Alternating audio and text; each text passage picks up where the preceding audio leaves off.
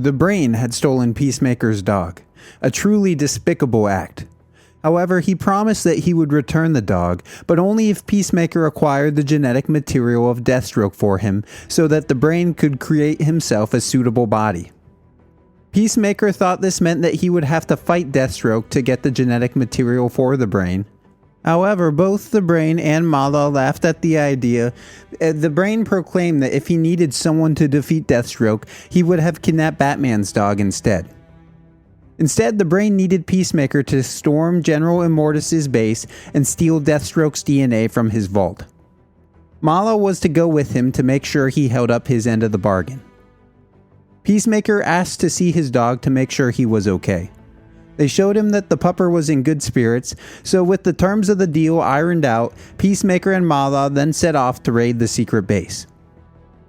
As they drove, Peacemaker was jamming to his tunes and yapping away, much to the annoyance of Mala. They stopped by Peacemaker's trailer to get some hardware for the mission.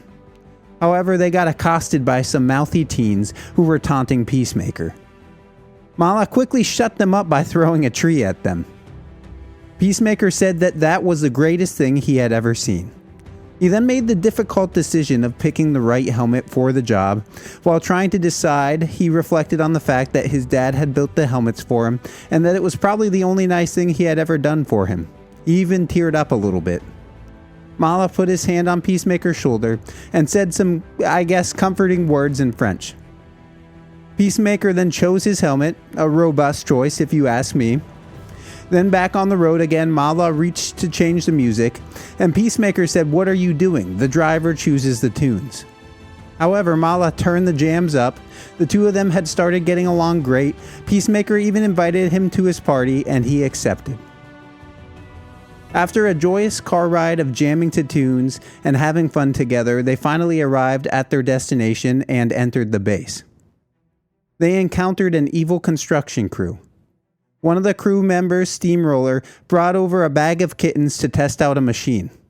Peacemaker, of course, couldn't stand to watch little adorable kittens get hurt, so he took out Steamroller, permanently. He and Mala then fought the rest of the crew, and Mala even saved Peacemaker's life when one of the guys tried to sneak attack him from the back. Mala and Peacemaker high-fived, and then asked Hardhat, one of the demolition team members, where the general kept his valuables. Hardhat didn't participate in the fight because he was on his union-mandated 30-minute lunch break, of course.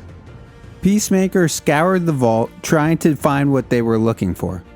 While doing so, he knocked over the general's hard candies, which pissed him off. General Immortus attacked Peacemaker, however, it wasn't much of a fight since Immortus was just an old man. However, he evened out the odds when he brought out a giant death ray. Fortunately for Peacemaker, however, he had misplaced his glasses and couldn't operate the gun without them. So Peacemaker gave him a little flick and knocked him out. He then got the Deathstroke DNA, and he and Mala and one of the kittens left the compound. Peacemaker told Mala that he had a great time with him. He started to say that he thought he had made a friend for life. Mala, however, pulled up his gun and shot Peacemaker in the back. It turns out that Mala could speak English the whole time. He just didn't want to speak to Peacemaker. On comms, the brain laughed that Peacemaker thought he had become friends with Mala. Mala said he could have done the mission without Peacemaker, but the brain said, better safe than sorry. The brain told Peacemaker that he was keeping his dog because he had grown quite fond of him and was eager to pet him once he finally had hands again. He said it's not like it mattered since Peacemaker was now dead anyways. Or was he?